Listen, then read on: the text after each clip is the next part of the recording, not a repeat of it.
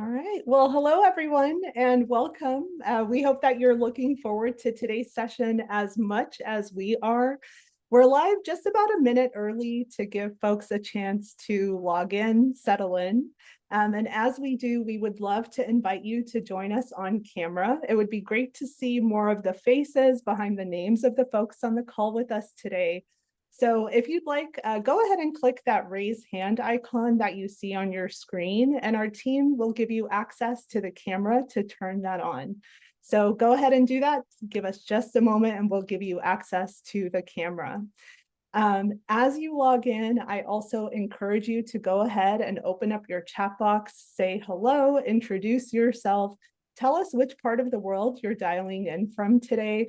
We have such a global community in LEAD, and we would love to see where folks are dialing in from today as well. Great. All right, I see folks are here from Italy, from Mexico, from Mumbai, Virginia, lots of folks from the Bay Area in California. Welcome. Washington, D.C., Houston, Florida, Pakistan. Let's see, Peru. Incredible. Wonderful. Saudi Arabia. It's great to have everyone here. And for the folks that just logged in too, welcome. It's great to have you with us. As we get started, we'd love to invite you to join us on camera. If you're willing to do so, you'll see that raise hand icon on your screen. Go ahead and click that and our team will give you the permissions to turn on your camera. We'd love to see more of your faces on the call for a more engaging discussion today. And as you get settled in, encourage you to open up your chat box and just take a look and admire all the different parts of the world represented on the call with us here today. And if you haven't yet had a chance to do so, go ahead and say hello and share where you're dialing in from as well. But just to make the most of the time. Great, Marina. Yes, Mateo, welcome. Are you based, in the US at the moment? Yes, we are. Well, I am, and a lot of our staff team for Stanford is based in the US, based in Palo Alto near Stanford University. But it's always great to have folks from all around the world on the call. And we have a short time together here today, so I would love to go ahead and get started. And make the most of the time we have together. And first, just want to extend a very warm welcome to each of you. My name is Marina, Director of the LEAD program, and on behalf of our entire team at the Stanford Graduate School of Business, we're so delighted to have you joining us today to get a taste of LEAD through this webinar, where you'll have the opportunity to learn about Stanford GSB's leadership model. Now, before we officially get started, I'd like to just take a few minutes, step back and give you a bit of context into the LEAD program and its relation to today's webinar. Now, many of you already know that LEAD is the business school's flagship online program, and for over 10 years now, it's proven to provide such a rich and transformative learning experience that's truly reflective of just the best of Stanford GSB. This program is rooted in the academic rigor and the high-touch values of the school, with courses that are taught by some of our most senior tenured faculty who are at the top of their fields worldwide, and they teach across our MBA and our executive programs.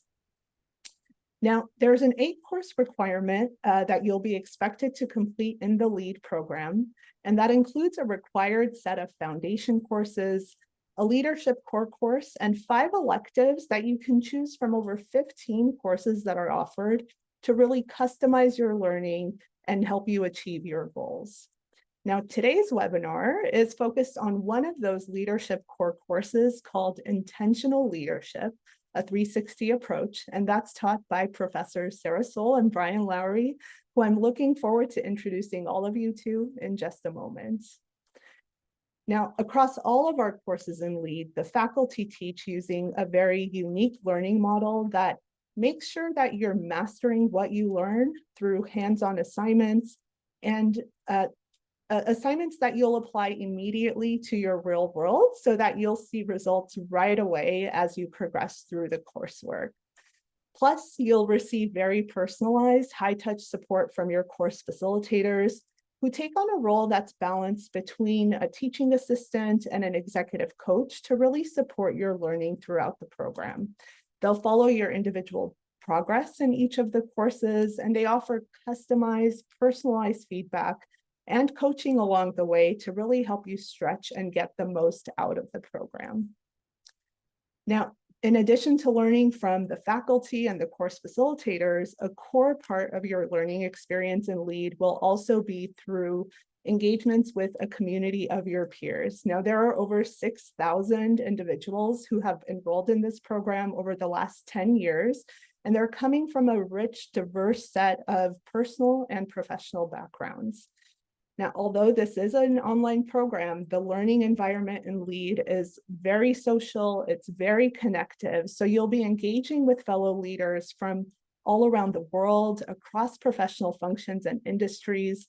And this really gives you a rich opportunity to learn from one another and deepen and expand your perspective on the topics that are being covered. Now, of course, all of this is done in a flexible online format. We certainly recognize that you lead full lives. You have lots going on with your personal and your professional commitments already. And this program was conceived specifically with this in mind. It has just the right balance of rigor and flexibility to make it work with your day-to-day demands.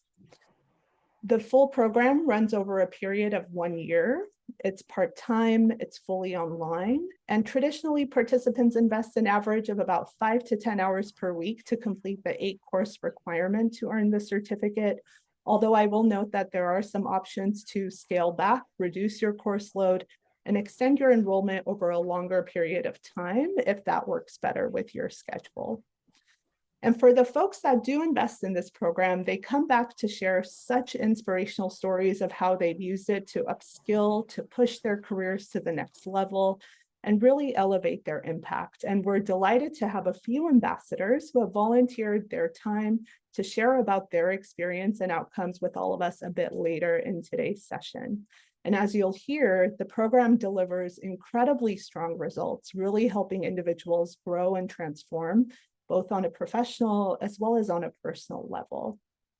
So today we're looking forward to sharing just a small taste of that LEAD learning experience with all of you.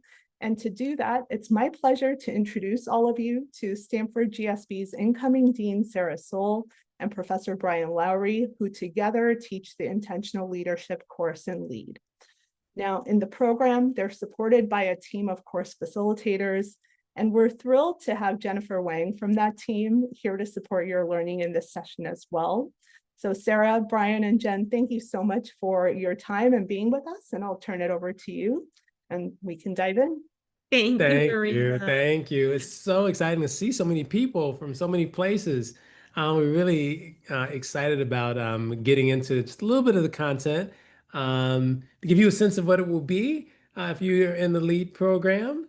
As Marina said, I'm Brian Lowery, and this is Professor Sarah Soule, who's the new incoming dean of the GSB. So a special treat today. And what we'll do is talk a little bit about the GSB leadership models. That's what we're going to do today. Great, wonderful. And it's so nice to be with you. Welcome, everybody. We're so excited to see so many people here and from so many different places. We're going to dive in because we're going to try to keep our overview of the GSB leadership model to about 20 minutes so that we can dive in and talk through what the course looks like. And so you can hear from some people who have taken LEAD and hear about their experiences in the program, and also hear a little bit about their outcomes. So we'll dive right in right now, and we're really excited to get started. So when we think about what this GSB leadership model is, I think it's important to emphasize that this is a research-backed model. And what we mean by that is that some years ago, when Brian and I were developing this for the LEAD program, we embarked on a pretty deep dive with some PhD students into the leadership research-based leadership literature. And then using that as sort of scaffolding, we began to kind of audit the courses that we teach here at the business school at Stanford and try to figure out if we could come up with a model that would kind of represent what it is that we teach, but also importantly be research-backed. And from all of that literature and from that exploration and work with our PhD students, we came up with a model of 5 kind of interrelated pillars or competencies that comprise this model. And what Brian and I are going to do is walk through this with you. We're going to first talk a little bit about a basic definition, then we're going to give you some additional readings that you might want to dive into if you're interested in reading more about these. And the 5 competencies in brief are self-awareness, perspective taking, awareness of the context that you're operating in, decision-making, and holistic communications. So we'll dive right in. I'm going to hand it over to Brian to talk to you a little bit about what we mean when we talk about self-awareness. Yeah, so self-awareness is key to being a good leader. And it's a complex concept, actually. So we call it a multifaceted concept. And it requires thinking about who you are. So there's a process of learning and growth. So one of the things about self-awareness is when you ask people, the vast majority of people report that they're self-aware. And it turns out that when you examine it, it's a small portion of people who are actually self-aware. And the reason that this might be the case is because we spend every conscious moment with ourselves, and that spending time with ourselves can give us the experience of knowing ourselves. But just being with yourself is not the same as knowing yourself. So when we talk about self-reflection, what we're talking about is the ability to understand your own emotions, thoughts, and biases and values, and how they influence your behavior across contexts.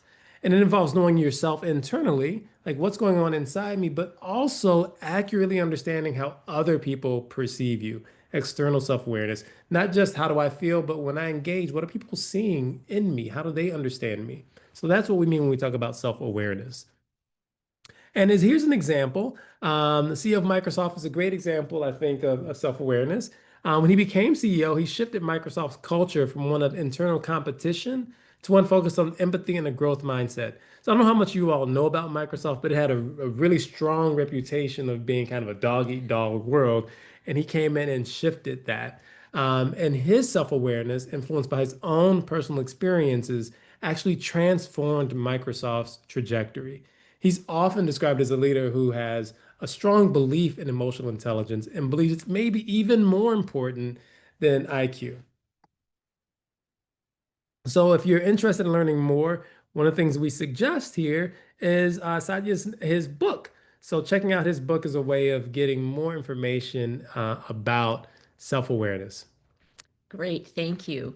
And the next one of these sort of pillars or competencies that we talk about is perspective taking. And you might have heard, as Brian was just describing, thinking about how we need to think about both internal self-awareness, but also how understanding how other people perceive us. Actually, probably the best way to understand how other people perceive us is to actually ask for feedback and to try to get their perspective rather than imagining what their perspectives are. The reason I call this out is one of the things that we said about this model is that these different competencies are very much interrelated and self-reinforcing. So when we talk about perspective taking, what we're really just the kind of nice definition of this is really just the both cognitive and emotional capacity to consider the experiences and feelings and thoughts of other people. And the really important piece about perspective taking that is incredibly important, of course, is that many of us think we're really good at this, and we think we can imagine how another person is experiencing the world. We think we can understand the values and thoughts and feelings of other people. But the problem is that we're actually really biased. We're really terribly, as humans, we're really bad at that. And so it actually, the act of perspective taking really ought to be thought of as perspective getting, in that this is about asking people really good questions and actively listening to their responses and trying to pull their perspective out of them rather than imagining what their perspective might be.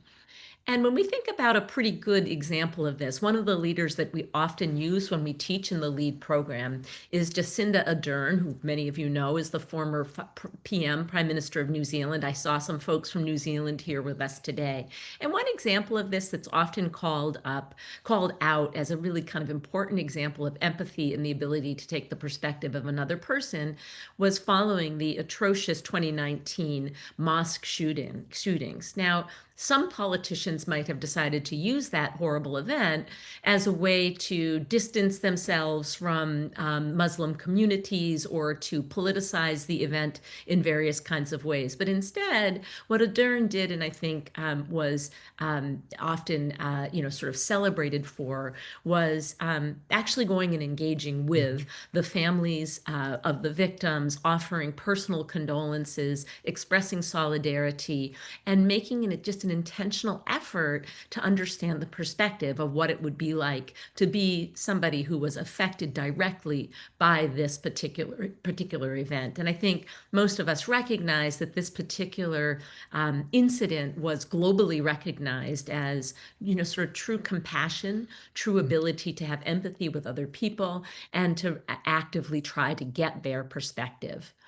And when we think about a good reading, it's not surprising that we use this term perspective getting, because it comes from the work of our colleague at Northwestern, Nicholas Epley, who talks about why it is that we as human beings are so terrible at perspective taking. And that's because we are imperfect human beings with lots and lots of biases and preconceived notions. And what he calls us to do is to engage in perspective getting rather than imagining what somebody's perspective is. So this is a wonderful book if you're interested in some of this research or in understanding how to be better at understanding others. Now, the next competency is contextual awareness, or you might also think of it as situational awareness. So what we really mean by this is the ability to observe and understand the external environment and factors that influence you, your people, your teams, your organization. This can be everything from the national culture that you're operating in, the particular organizational team culture, interpersonal dynamics, the physical space, how the room is decorated, whether there are windows or not, the stakeholders that are involved in the dynamics there, industry trends. There's a broad array of things about the situation, the context that affect how you show up, how your team performs. And you can use that awareness to better understand your team and make better decisions and inspire others. So as leaders, you have to understand that we are affecting the context and also embedded in the context as well, right? And so at the highest level, our broader social, political, and economic context matters to how we lead. And it should matter to how we lead. The question is, are we aware of that context? Can we take advantage of the context to influence the outcomes of our teams? And our organizational culture norms and influence how we lead as well. So the norms in the space that you're in, the physical space, all those things affect how we show up and lead. And again, what we want to do is increase our awareness of that context, increase our awareness of how we are influencing the context, and therefore the effect that we're having on other people. And as I said before, this idea that the relationship is recursive simply means that you are a part of the context and you are affecting the context. It goes back and forth.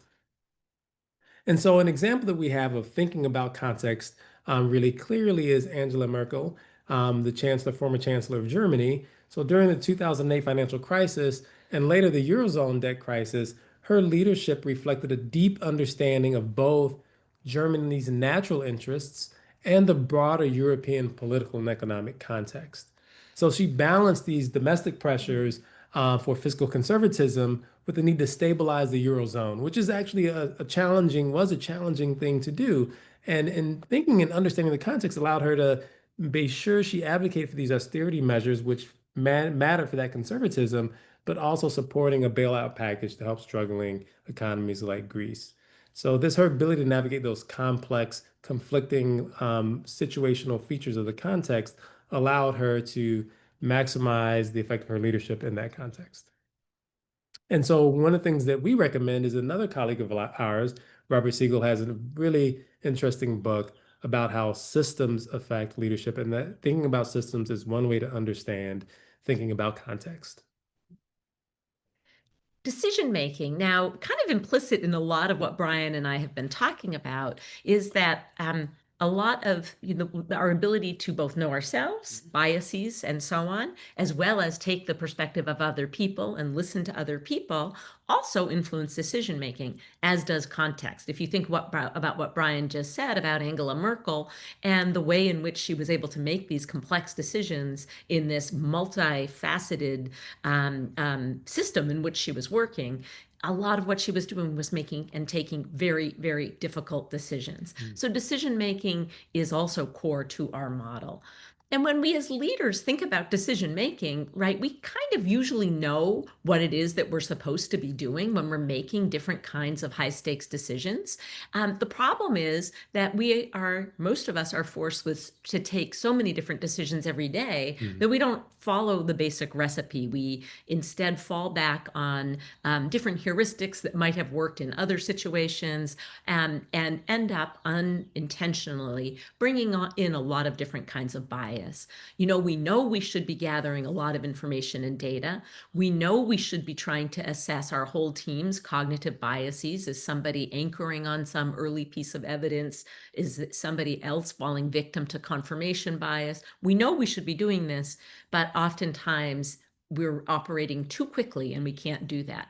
We know that we're supposed to have multiple alternatives that we can evaluate and compare. We know that we're supposed to be doing a proper risk analysis and understanding what the consequences are going to be. We also know we should be taking the perspective of a lot of different stakeholders. And we also know we should, at some point, ultimately make a decision and make it right and communicate that.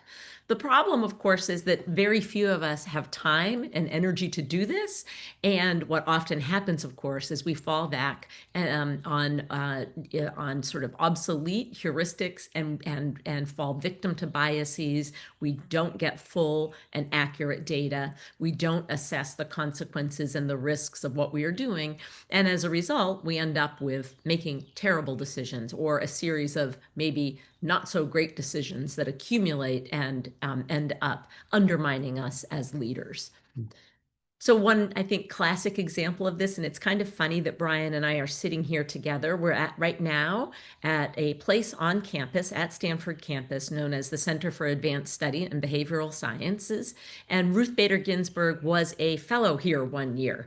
In fact, looking out behind us, where she sat was back there. So it's fun that we're sitting in this space talking about Ruth Bader Ginsburg. But one of the things that I think that RBG, as she's known here in the States, was really kind of famous for was her ability to make very important strategic decisions in a way that was designed to advance gender equality.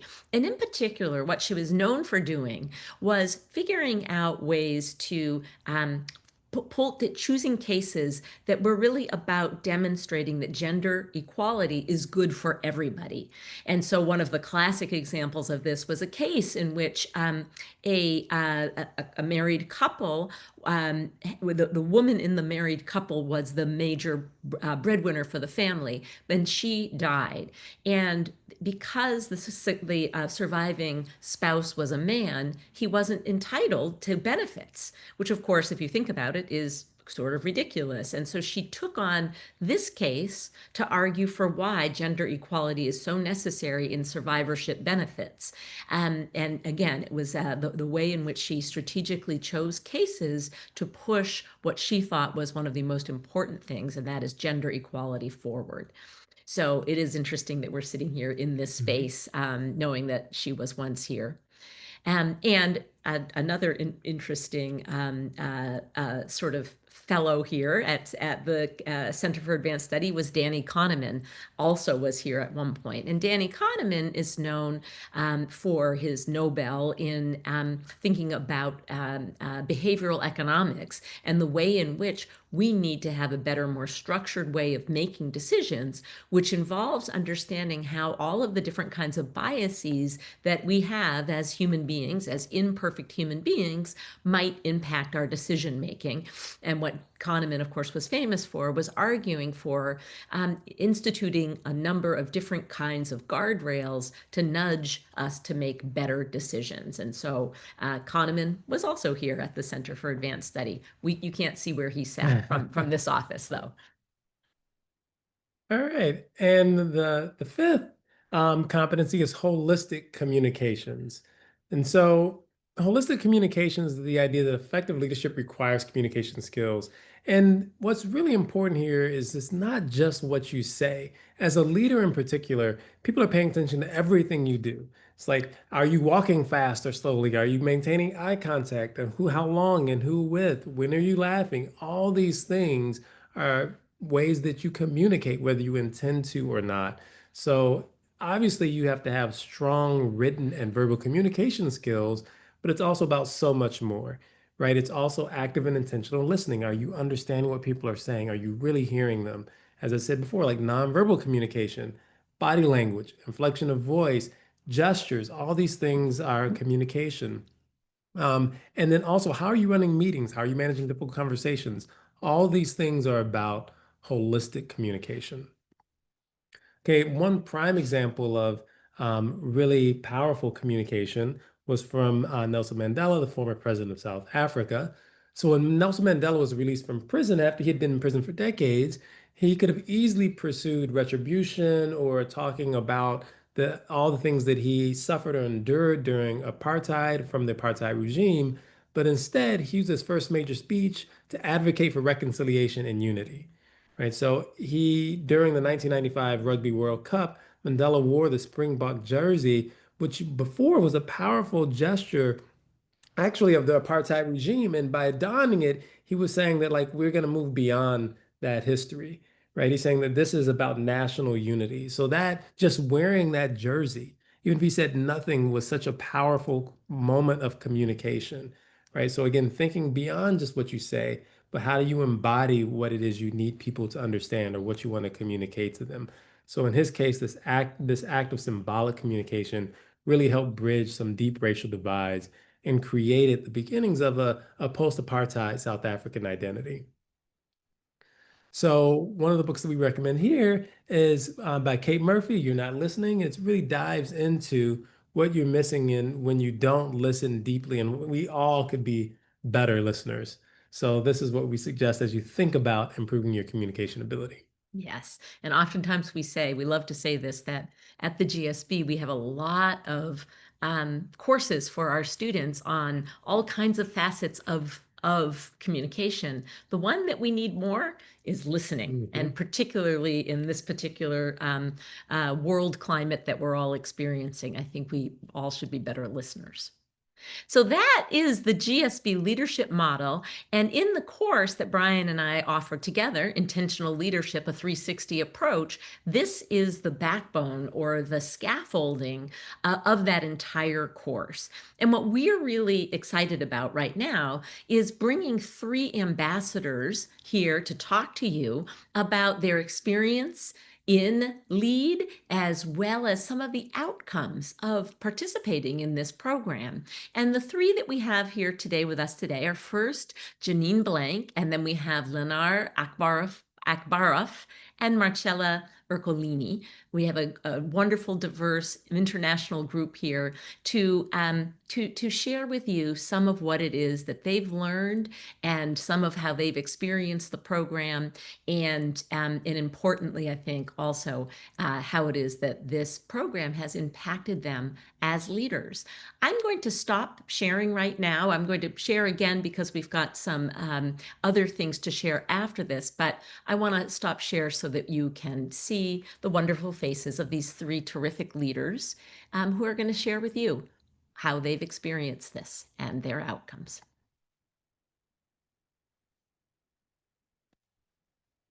Okay, I think I will start. So my name is Janine Blank. I'm originally from Germany, but I live since the last 4 years, meanwhile, here in the US. I'm a senior executive, working 20 years with Lindy in various different roles, also different leadership roles. And currently I'm running a fabrication location here in the US, in Oklahoma.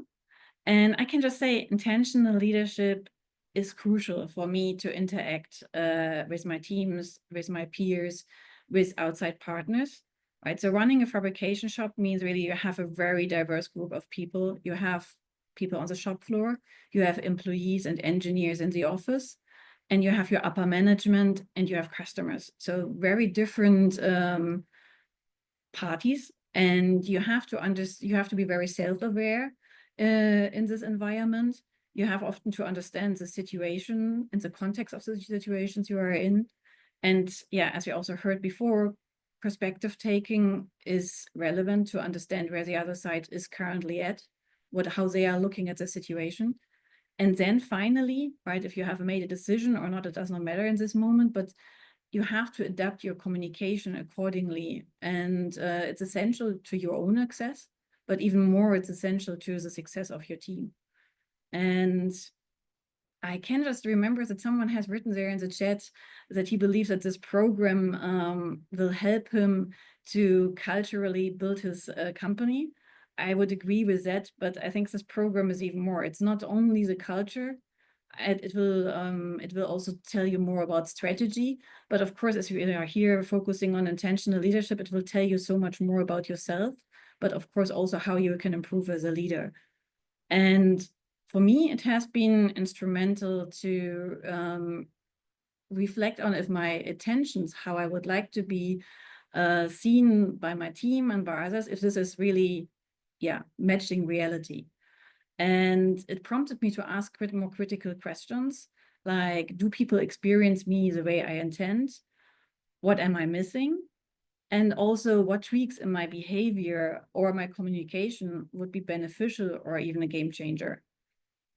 And I think we have heard this already before. So the course begins with a 360 feedback, and this gets combined with the course material and also with the different assignments. And this already builds a really, really nice foundation for improvement. At least that was what was it for me. And then you have your course facilitator, and we have here also on the call Jennifer Wang, and she was mine. And that was really, really great. And for example, just to share something perhaps a little bit more personal, I had some areas where I was working on already for a while, and I could not really connect them to the feedback I received in the past. But now I had this 360, and working with my past experiences and Jen together on it, we were able to resolve this and to make some adjustments to my behavior. There were some minor tweaks, some major tweaks. And together with this course program, how it is designed, it helps you to transform. And we all know that changing habits is not easy, but together with this whole concept you have there, you learn step by step to make those changes. And what is really, really good, it is lasting changes.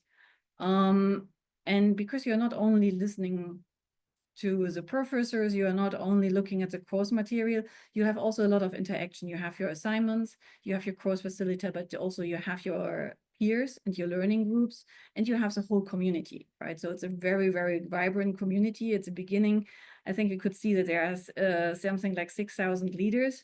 And I can tell you there's a very active community of several thousands in the background that is actively there and supporting. So from my perspective, look what the program can offer you. And now my office here is getting dark.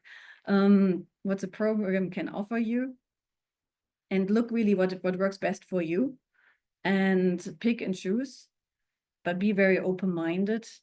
And yes, it is a time investment, but it's worth it.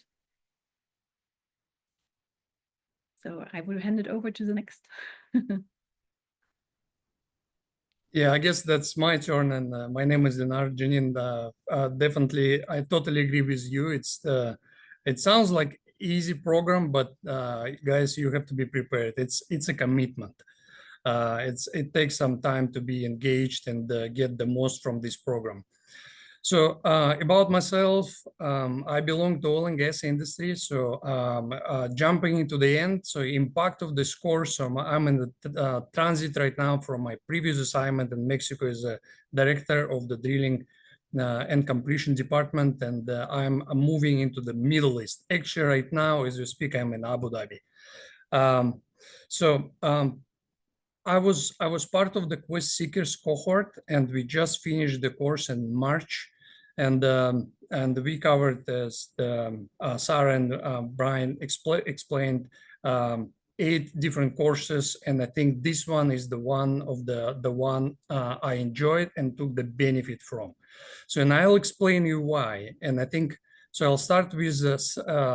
So this course is built around our selfish mind. You know, basically, we a little bit selfish, and it's good. And this course is nothing but about yourself.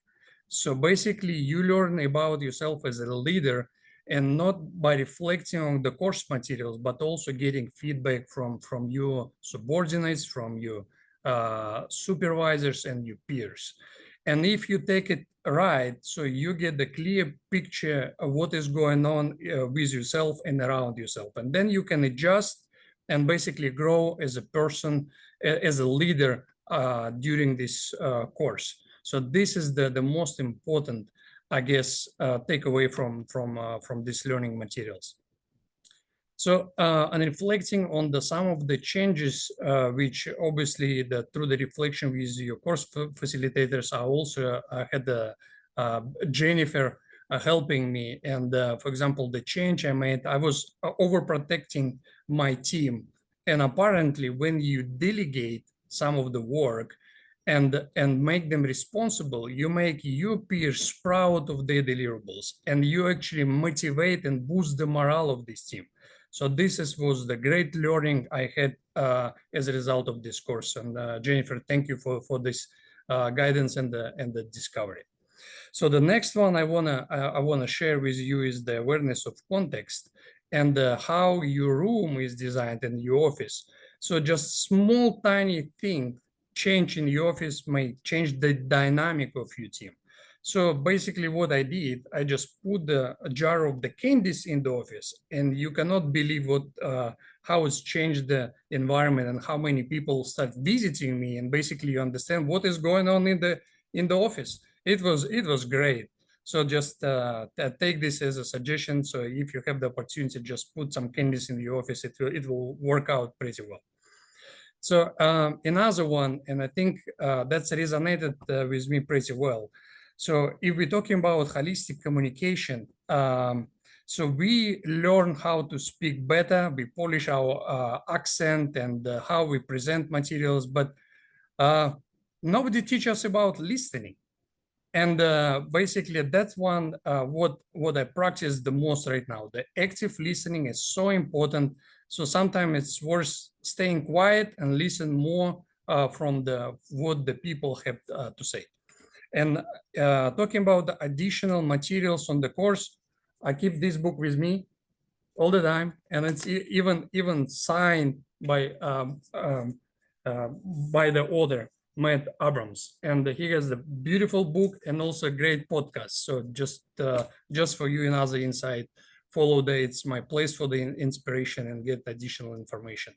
So I'm getting to the end of my kind of inputs, and what I wanted to say is honestly, guys, 800 plus listening participants on this training, and I want to be in your shoes. I want to experience this LEAD program from the very beginning without even knowing the knowledge, to live through this many aha moments and experience these good feelings.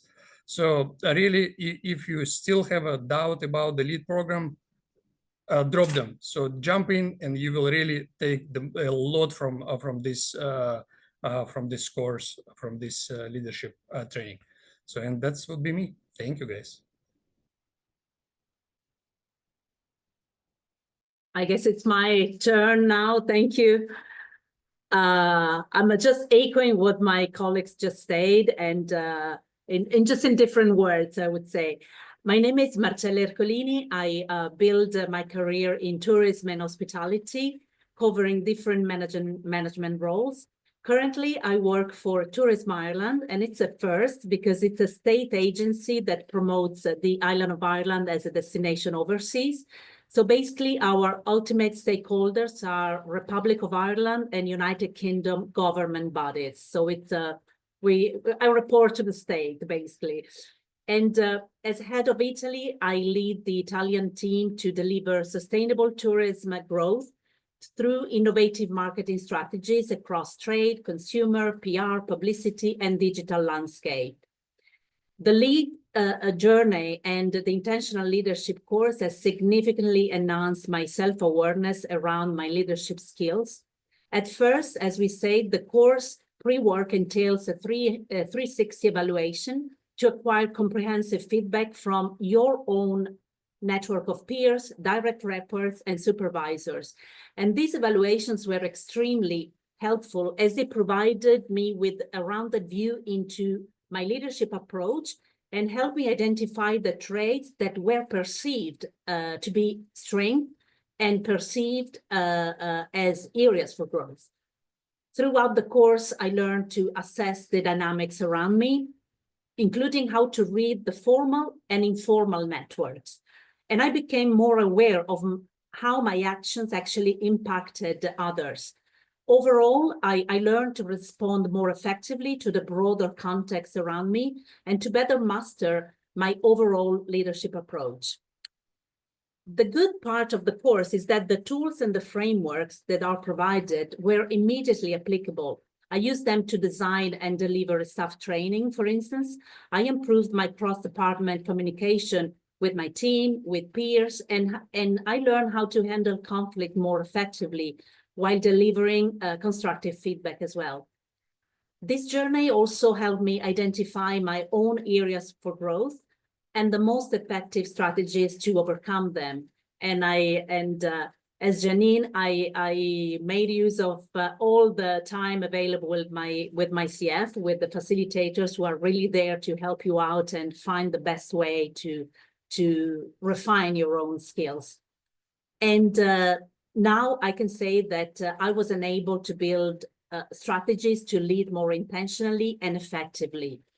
And as a final word, if I had to give an unsolicited piece of advice of those of you here willing to start the LEAD course and choose this course, I just tell you that at Stanford, I learned that we all have the potential to be great leaders. It's just a matter of awareness. The more we learn, reflect, practice, and iterate, the stronger our leadership becomes. And my advice would be to dive wholeheartedly into the course. The more effort you invest in terms of learning time, network, exchange, practice, reflect, the more the LEAD program can support you in developing the skills you need to refine. I wish you all the best of luck and thank you for your attention tonight. Hey, thank you all our Thank you, ambassadors. Yes, That was fantastic. really marvelous. It's nothing better than hearing directly from people who have experienced the program and the class. And I think this is just great testimony to what can happen. And, just double clicking on one thing that was said, one of the things that I like to say about the Stanford Graduate School of Business is that we are in the business of transformation, and we take good leaders and we make them great. And I think a big piece of that is through the way in which we teach in all of our classes and how we teach generally in LEAD in particular, given the sort of goal here of this webinar to kind of give you a sampling of that. So Brian and I wanted to quickly begin by just offering an overall course, sort of an overall course overview, and then we're going to kick it over to Jen Wang, who's going to do a deep dive into one of the modules. Yeah, so I'll just echo a little bit of what you already heard in that we start off with a 360. So one of the things that you need to be a good leader, obviously, is awareness, self-awareness. And one way to get that kind of broad view of yourself is through a 360. And I'll just say one of the things that I think is great about Stanford and leadership is that we think of you as your best tool, right? So really what this is about is improving your ability to engage effectively and thereby improve the performance of the team and the people that report to you. Now, after the self-awareness, after the 360, each module dives into one of the competencies that we discussed earlier. So each module is built around one of those competencies. And then at the end, we have an assignment that allows you to bring it all together. Yes, and that assignment is we've created a number of situations that one might encounter as a leader, something big, like, for example, a global pandemic that is affecting everything in your business, from your HR model to your supply chains and so on. And what we ask people to do is to reflect on what they learned through the course about the leadership model and how self-awareness, perspective taking, awareness of the context, effective communication, holistic communication, and decision making would be brought to bear on the particular situation that one is given or one that one takes at for the final assignment in the course. Yeah, and then I would also say, as part of the course is you all interacting with each other. So a big part of learning at Stanford is not just what we, the faculty, provide, but also the incredible expertise and experience of the people you're in the program with. So there's always opportunities to interact with other people in the program. And we have incredible facilitators, course facilitators, and coaches who you have a chance to engage with and talk to. Yes, and that could not be more important. One of the things that we insist on in this course, or we try to impart on people, is that you really will get a lot more out of it if you take advantage of the coach calls. And so you are offered coaching calls to both think a little bit first about receiving feedback when why 360s are important, 360 evaluations are important, how to receive feedback and act on that feedback. So there's a coaching call that we encourage people to take around that. We have coaching calls toward the end of the class too, so people can think about, wow, what have I learned? How did I understand this leadership model, and how can I take it forward and continue to grow and progress as a leader? So those are individual coaching calls, but we've also baked in a number of what we call Zoom-ins, which are optional sessions, optional live interactive sessions with the coaches or course facilitators around a specific aspect or topic related to leadership and the leadership model.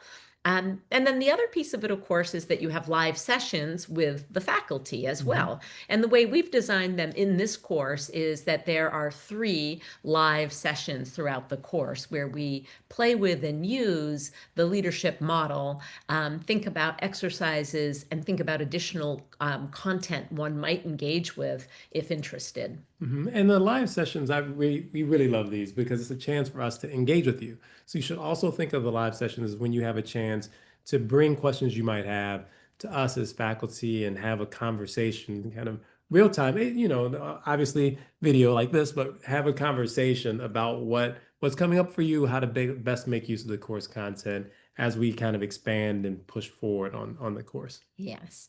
And the other thing we do in this class, and you see this sometimes, is that we encourage people to be journaling.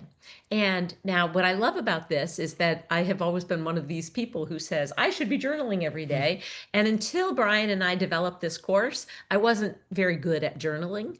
But Brian taught me that journaling doesn't have to be, sort of what I was picturing, a hardbacked kind of book with maybe a lock and key on it.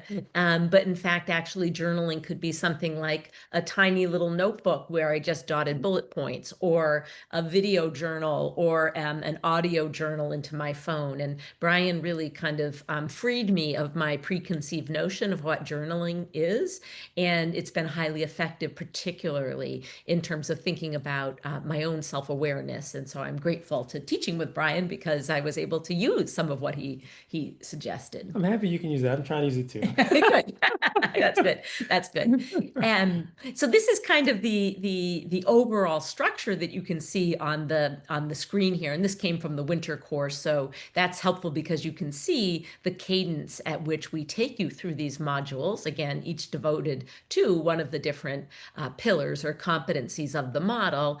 And then again, another, the response to a major event like a global pandemic is kind of the final project. And then the final, really that's more of the penultimate project. But what we hope that you will have at the end of it is what we call the leadership action plan.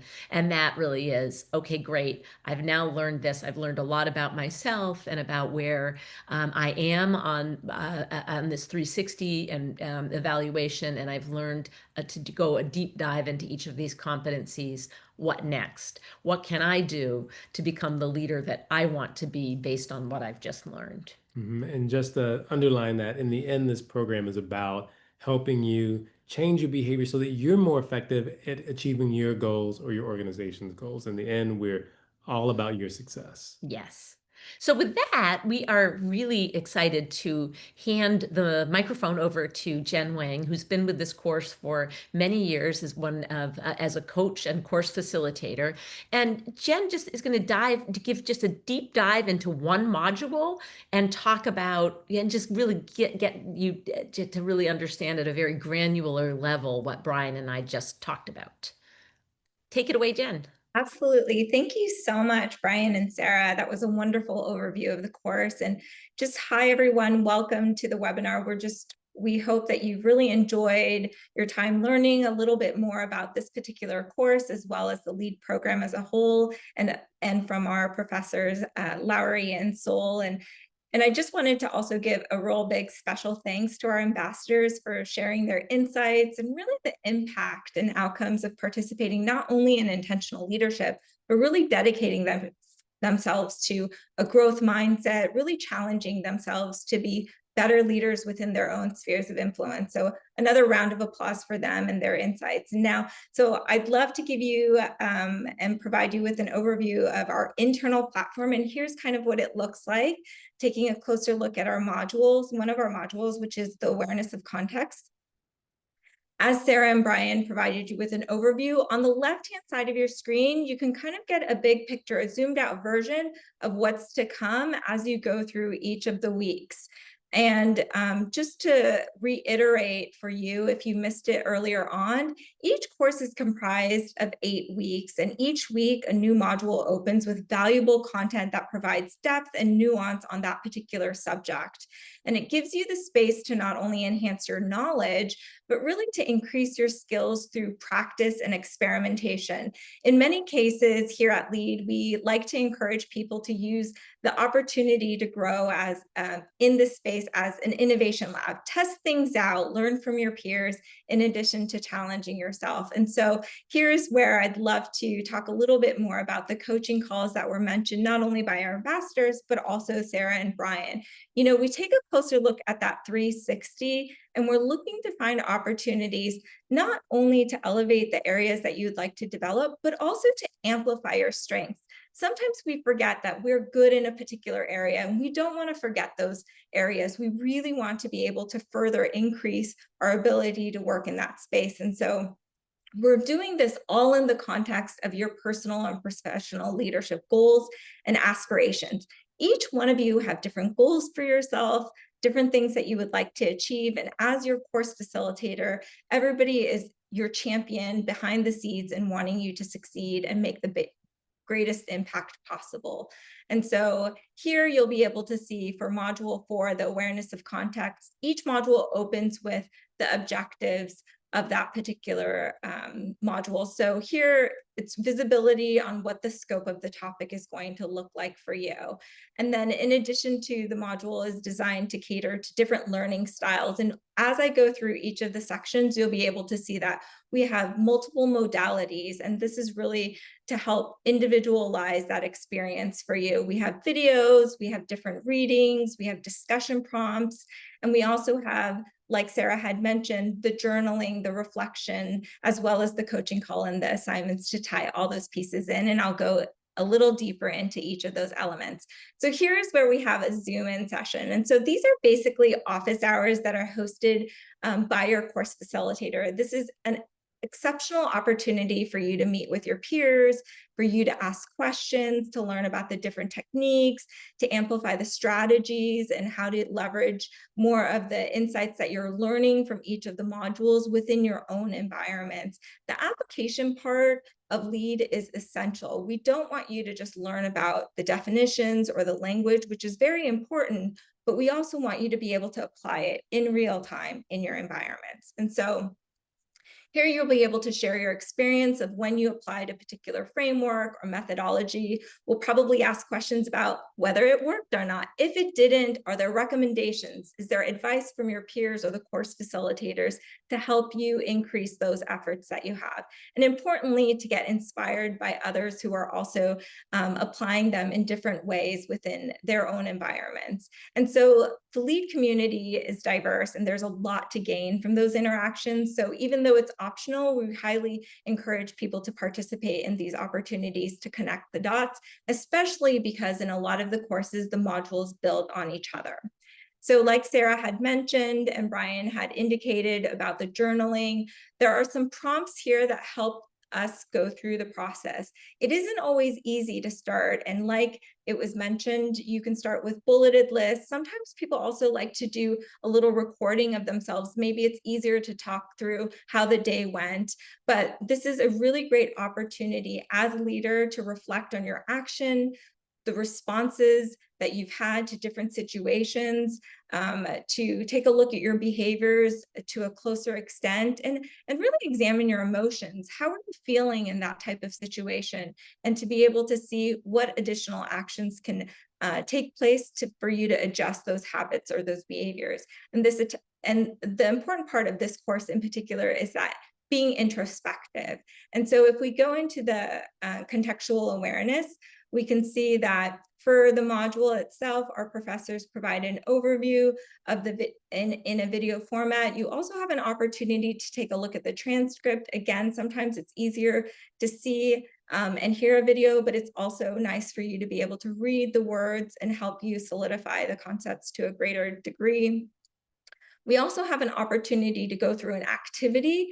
In many cases, not only are you learning, but you're actually applying them. And so here are some additional aspects of, here are different components of contextual awareness that are important. So we're going through the theoretical concepts that lead to actions to learning. And in that, we talk about nudges, ambient belonging, and social networking. Not only are we talking about those, we are looking at why this is important and how these elements actually help illustrate and bring to life the topic at hand. And so you can go through the modules, you'll be able to, again, get a better sense of what this means.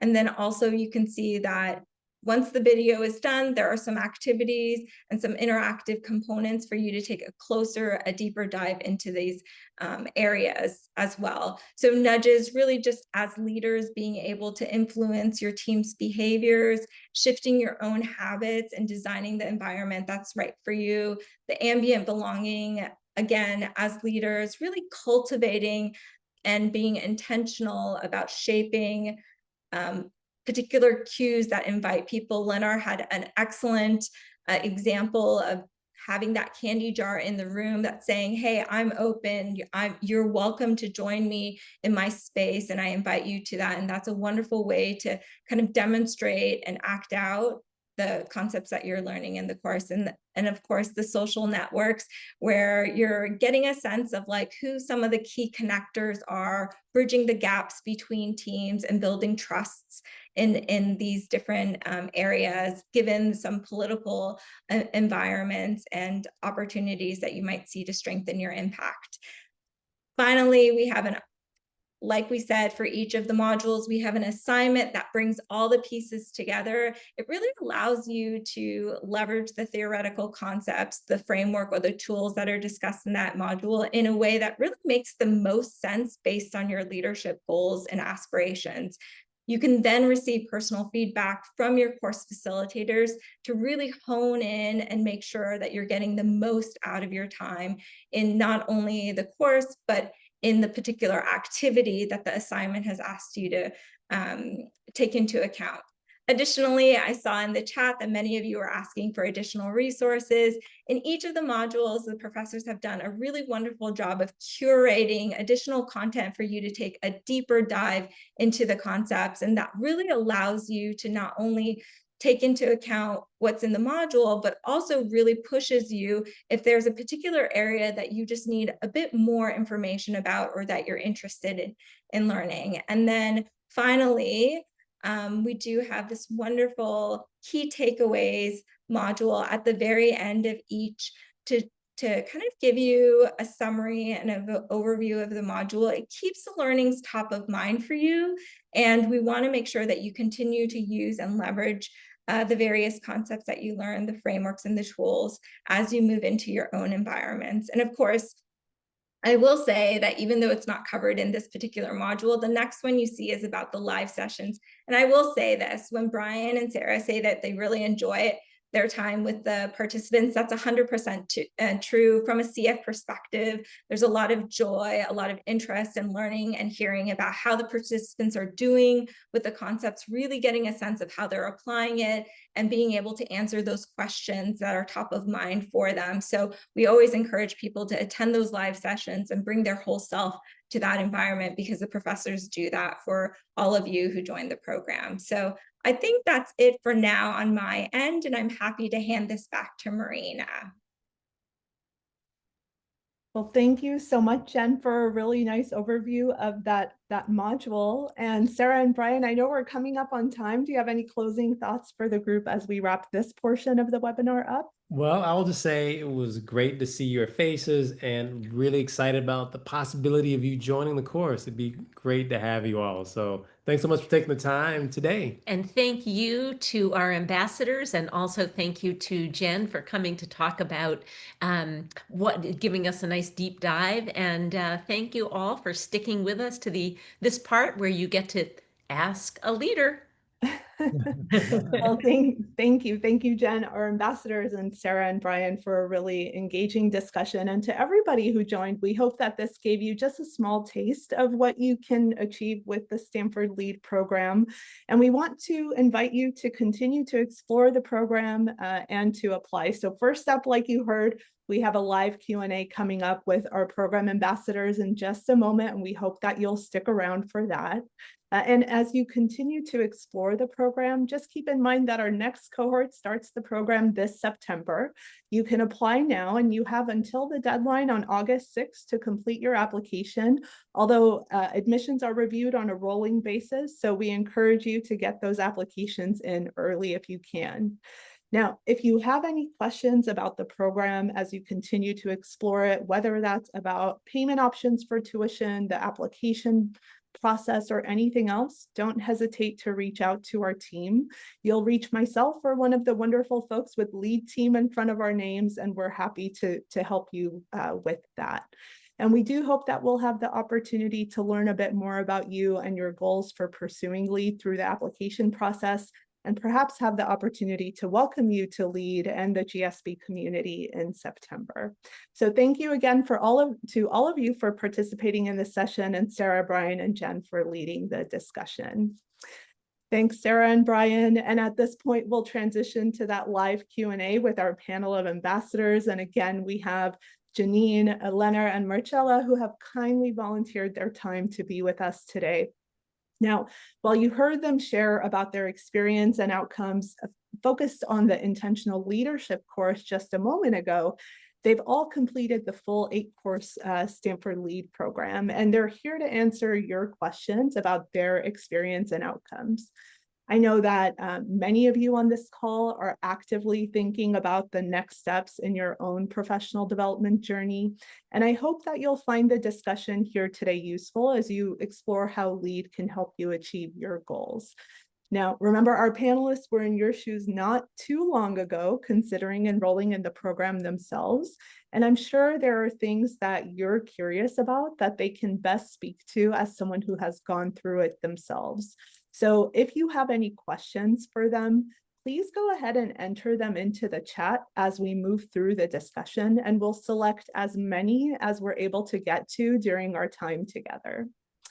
And finally, as you know, I'm joined by a few of my colleagues on the call as well. And if you have any questions that are a bit more administrative in nature, do feel free to drop those into the chat as well. We'll respond to those in writing, just so that we can save the live conversation time for our panelists and their insights. So go ahead and start to type your questions into the chat. And as you start to do that, I want to start off on a topic that's often a big one for folks as they're exploring the program. Now, we certainly recognize that joining a program like LEAD is a significant commitment of your time, energy, of resources. And many of you on this call are weighing how this investment fits into your own personal and professional journeys. So to help you think through that, we asked our ambassadors to candidly reflect on their own decision to join the program and what it's meant to them since. I know we heard a bit about that a bit earlier, but panelists, I'd love for you to elaborate. Looking back, was Stanford LEAD worth the investment for you, whether that's in terms of time, money, opportunity cost? And tell us a bit about why or why not. And Janine, we'll go ahead and start with you. Okay, so just while you were talking here, just considering that I might have made the decision in the past not to take this program, I cannot express how much I believe I would have missed there in my professional career, but also in my personal life, right? We always bring it up. It's a really transformative experience to go through this whole program. And I could also see that there was this question in the chat, what makes this program different from other ones?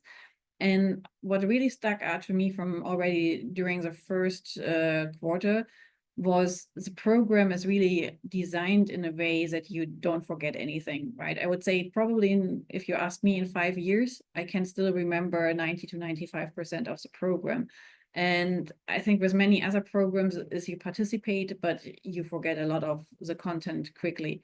And why is that? It's just what Jen was pointing out. It's just many different aspects and portions you have of this whole program and how it is designed. But you have the material and you have the content from the professors, but then you're working with your CFs and you are working with your learning group. And in the background, also you have already this community where you can reach out, which is really vibrant. It also makes a huge difference compared to other programs. And I think this whole concept is what it makes it different. And of course, yes, it is a great investment of time besides working, right? So I'm a managing director of a fabrication location, so there is not a lot of spare time. But if you look at if you really pick and choose what of the whole offering you need and what works best for you.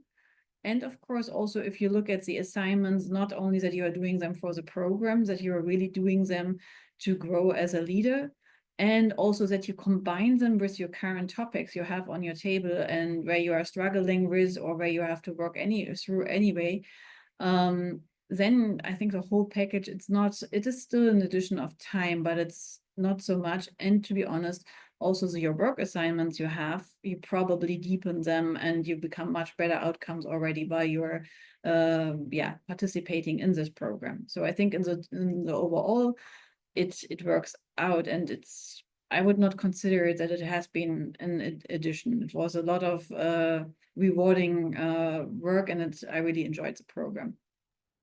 Thank you so much for those reflections, Janine. And Leonard, we'd love to hear from you next. Yeah, I already mentioned my aha moments. I had so many. So only for that, I would enroll myself to this program again. But in overall, I think compared to this program to any others, I think in the many times and many occasions, professors of this LEAD program, they mentioned. So the unique feature of this course, you learn today, you reflect, and you apply this tomorrow.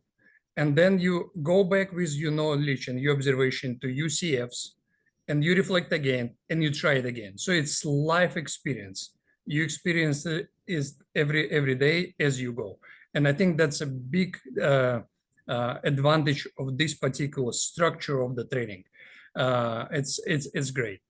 So in addition to that, obviously you learn how to be uncomfortable all the time, because yes, it is commitment and you have to balance a lot of things, what is going on in your personal life, in your career, and also you're learning in a very fast pace. You have to basically dedicate enough time and resources to this kind of learning experience.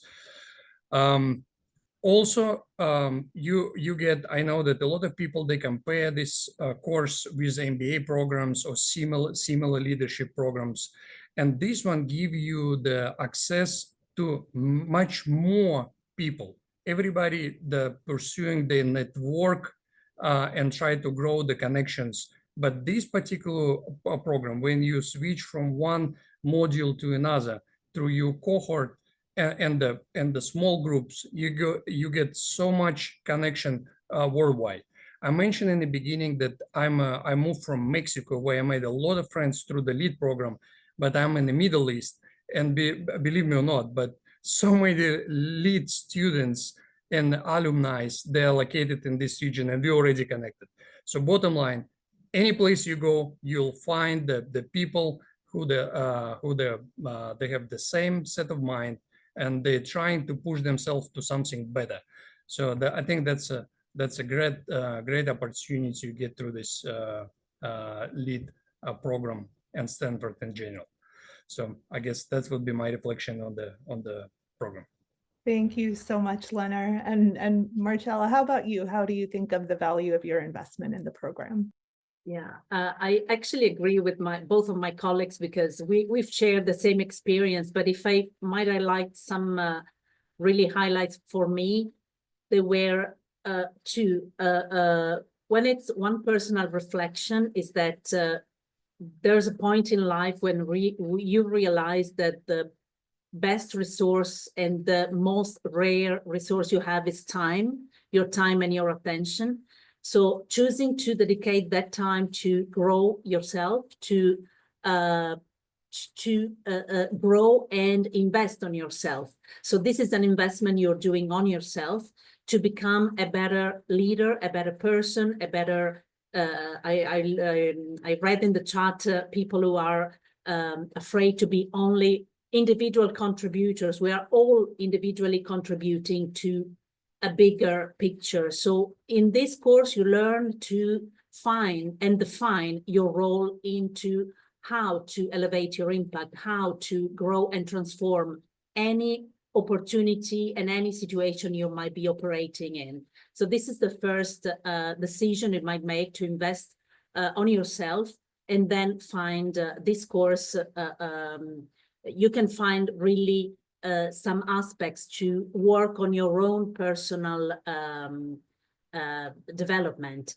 The second big highlight for me was the community, the people I found in the leader extended community, and I include here the impressive faculty and CFs that you have and all the LEAD staff there.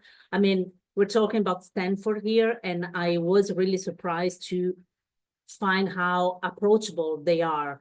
I mean, we're talking about the top of the world of academics, researchers, and people who have very strong, reputation, and they're demanded everywhere, but they are always there, and no question is too little to be addressed. And I have to say that this is something that astonished me, because it's really impressive and remarkable how open, engaging, and down to earth they were. And the community, the 6,000 leaders that are around. As Elena, I'm part now of the European chapter. We had meetings in Milan. We had calls around, our time zone. I mean, for me, it's 9 o'clock at night. It's not 11 a.m. as in the Pacific. So we might have different routines, different schedules, but you find an extended community. And as said, I've seen people who were traveling overseas, and they said, hey, I'm around. Any leaders in New York this week? And you might meet up and find out that you have an extended similar mindset community all around you. And this is important not only to, engage in professional network, but it's important because you can support each other, you can learn together, you can engage in meaningful and enriching conversations because you're coming from the same learning path and on the same commitment in growing yourself. So this is my little highlights, haha moment, as Lenara was saying. Thank you so much, Marcella. And thank you to all of you for sharing those reflections. And I see that the folks on the call have shared quite a number of questions in the chat. So please keep those coming and we'll dive into a few that we received. And I noticed one of the themes that was popping up was around the time commitment in the program. There were questions from Tim, Valerio, Deepak, and others asking about the workload in the program. The questions were around what that workload is like, how demanding is that workload, how do you manage to carve out time for the program?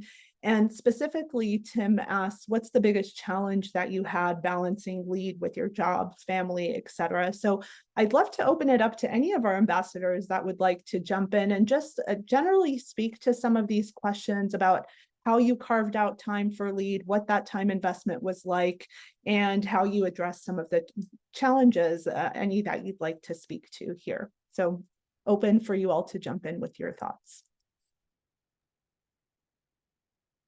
I might share briefly my experience. I mean, it is a challenge because, of course, we all have 360 aspects of our life commitments. But the secret for me was planning in advance and make sure to plan ahead, look at the fantastic schedule that Professor Sarah showed us before. I mean, you have your 8 weeks planning, and then you need to make sure you block the space on your calendar, you dedicate maybe some part of your weekends into the learning, the deep diving, and you plan in advance as well your calls with your peers, with your CFs, making sure you are right on time. And you do a little bit every day. So you make sure you do not leave, as some people prefer to study the night before the exam, but exactly you need to space it out throughout the journey. So that's my little piece of advice and how I did it. Yeah, I would say you have a great offering there. And of course, you can spend probably a lot of hours there, but you can adjust it to what time you have available and where you want to focus on, right? I think we have seen in the versa that it's approximately 5 to 10 hours of commitment per week. It can be more, it can be less, right? It's a little bit depending on how you manage that, right? If you want to join every Zoom call, if you join every learning group, if you join everything what is offered, likely 10 hours per week will not be enough. But if you focus, then you can adjust it to what your needs are and what you can manage. And of course, if you have an emergency coming up, there's always your CF, your course facilitator you can work with, where you can find alternatives, right? So that's nothing to worry. Oh, I don't know, perhaps something will happen and then I cannot manage. So there's always a way how you can manage. But as Marcella said, you have to be prepared. You have to plan. You have to stay on top of things and ahead of things, right? And you have to proactively communicate. But I think if you are planning and willing to go into such a program, that is what you do anyway. Other than that, I think everybody can manage that. If you really want it, you can manage and you will spend time, but on the other end, on other areas, you will save time while you're on this program. Yeah, I'll be brief. So I totally agree with my colleagues, and basically with the proper planning and proper scheduling, it's doable. You can do it, and I think it's also sacrifices sometimes. You have to assign the priorities, what is important for you at this particular moment. And for me, it was the LEAD program was a priority, and I dedicated right time to accomplish my tasks. And obviously, and I think if you read between the lines, you need to have a decent support from your partners, from your family members, and so they need to understand that this program is important for you, and they have to support you and leave you alone sometime. So that's what be me. Great. Thank you all. Thank you all for the great tips and also encouragement for folks. And we often hear from the past participants in the program that the more you put in, the more you will get out. And so building in the time for the program and being intentional with that is incredibly valuable. We had a question from Sadia earlier, and it's focused around outcomes from the program. I know that we had a chance to hear a bit about your outcomes and aha moments and takeaways from the intentional leadership course. And now if we zoom out throughout your entire LEAD journey, can you tell us a bit about how joining the LEAD program has impacted your personal career growth, your organization, the teams that you're leading? What are the specific things that changed? It's open for anyone to jump in. Leonard, go ahead. Yeah, I will start. I think the audience, they're looking for some specific, the tangible example. And I will give you one. So I was taking the course on the crisis management, and obviously it was eye-opening discussion sometimes when the large organization, they are not prepared to handle crises of different kind.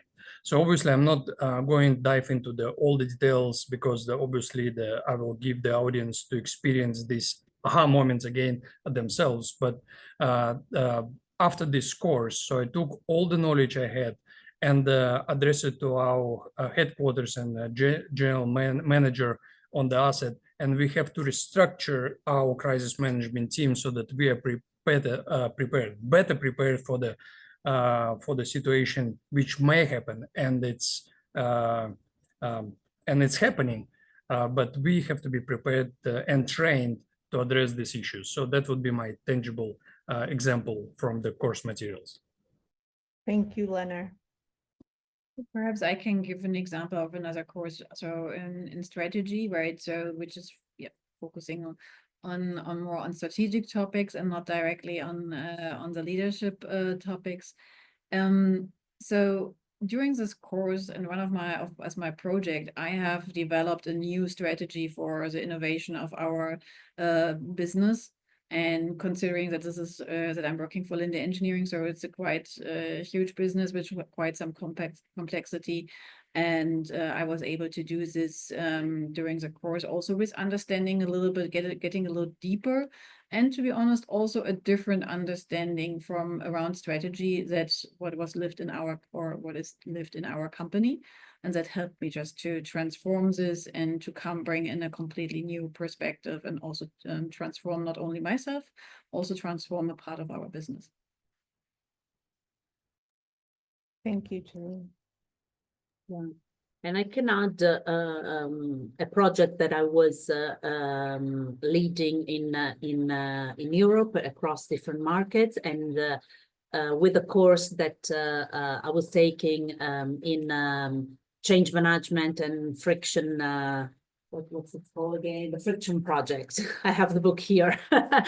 And actually, I applied the framework, the approach, and I was able actually to lead a cross-market project that it was not taken for granted that it would be assigned to me, but because of this approach, because I was able to put myself forward, because I was more intentional, more aware about my leadership, I was able to sell internally the project, and I gained the leadership of the project, and I demonstrated that I was able to lead something. This, of course, enhanced my reputation within the company.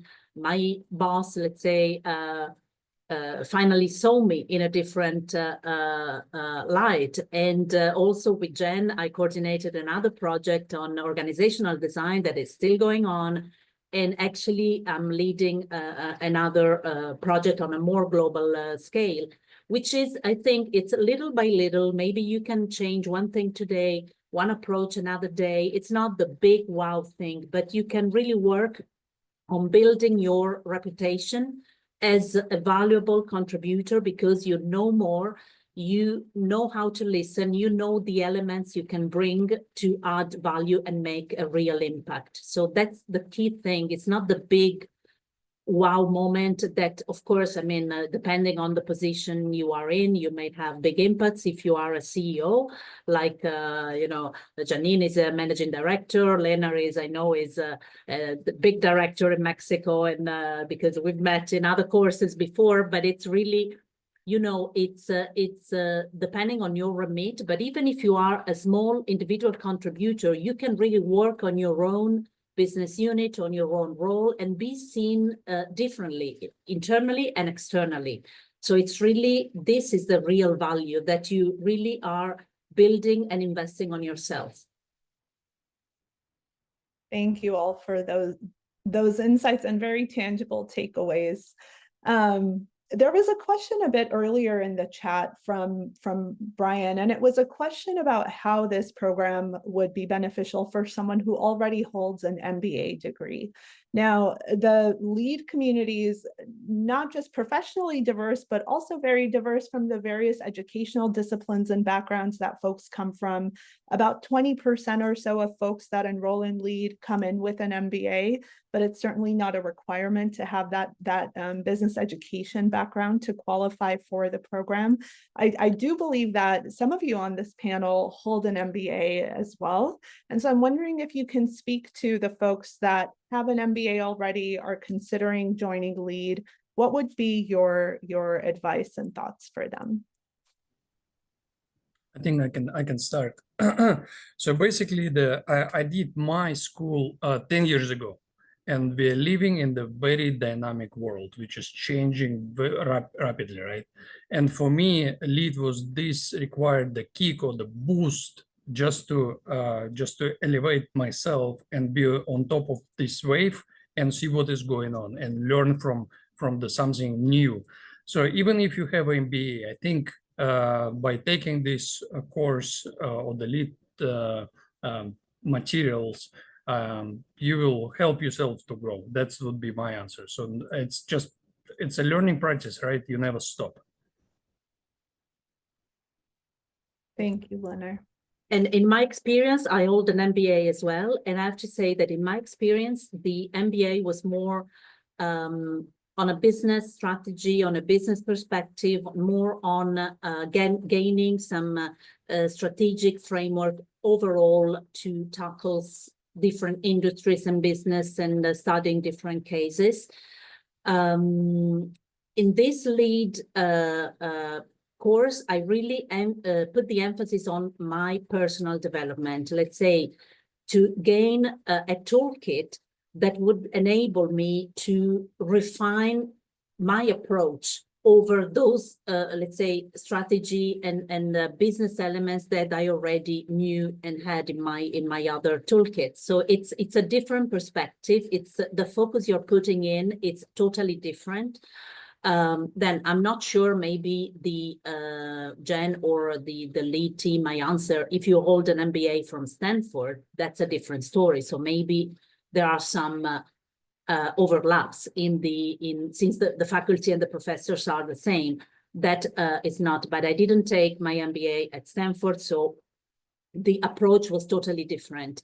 And the fact that, as Lennart said, we live in a very dynamic and constantly changing world, it means as well that if you take a LEAD that is research-backed build, so the academic rigor is so strict that everything that is presented is backed up by a piece of research, and it's constantly updated. So you get the out of the edge research on any topic you are studying. So I think it's worth. I have no MBA, but I would like to quickly add also, I think that the LEAD program has a very high focus on collaboration. and that might not be covered in an MBA. But looking at what Leonard and also Marcella said, right, our world is changing so quickly and collaboration just becomes more and more important. And just learning in this program how to collaborate to get to better results, and collaborating in smaller groups, but also at times in really, really big groups. I think that trains us all and is also a very important aspect of this program. Well, I appreciate those insights, and the time has passed by so quickly. We just have a couple of minutes left. So in a moment, I'm going to ask for just very brief closing thoughts from each of the ambassadors. And before I do open it up to that, I just want to thank everybody who stuck around, who attended this session. I hope that you found the insights that Professor Sarah Soule and Brian Lowery shared to be valuable new insights on the GSB's leadership model that you'll be able to walk away with. Jen, thank you for sharing an overview of what to expect in the course and really diving deep into the various ways that we'll engage and learn in the courses. And to all of our ambassadors for the very wonderful and candid thoughts and insights that you shared. To everyone who joined, we hope that we'll have the opportunity to welcome you to LEAD in September. Again, the application deadline is coming up in August, and you do have the opportunity to work on your applications and complete those now. If you have any questions as you do, don't hesitate to reach out to our team. Just email leadadmissions@stanford.edu and we'd be happy to help, and we're looking forward to staying in touch. And with that, we'll just open it up to very brief closing thoughts from our ambassadors, and Janine, we'll start with you. So if you're interested in the program and you're still hesitant, just don't be hesitant, just do it and join this transforming experience with the ones that have already done it and join the vibrant community of LEAD. Thank you. Leonard? Yeah, I think the your curiosity and your proactive mindset brought you to this webinar and this discussion. So I think you pursuing and looking for yourself something which will allow you to elevate and push you to the next level. I think you're in the right spot. So dive into this program, and definitely you will take the big benefit from the cohort, the CFs, professors. It will be good, I promise. Wonderful. And Marcella? I have a question for the audience. What better investment than yourself? And make a decision. Think about what you are willing for your future as you see your career, in which directions you want your career to go, your professional life, or maybe you are interested in changing role, industry. If you really want to make an impact, everything starts from yourself. So the best decision you can make is invest on yourself. And this is the right course to do it. So good luck. A great note to close on. Thank you again to all of you, and everybody. Enjoy the rest of your day. Thank you for the time that you joined us, and we'll look forward to staying in touch. Take care, everybody. Thank you.